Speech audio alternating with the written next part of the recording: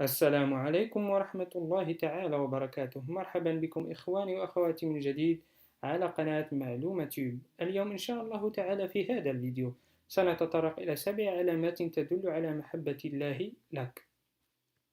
أولا،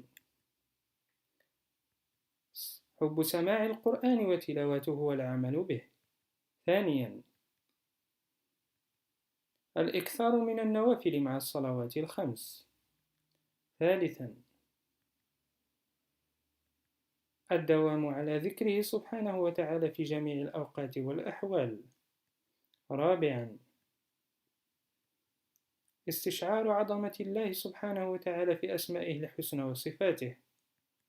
خامسا، الإحسان إلى الناس ومعاملتهم بالخلق الحسن. سادسا،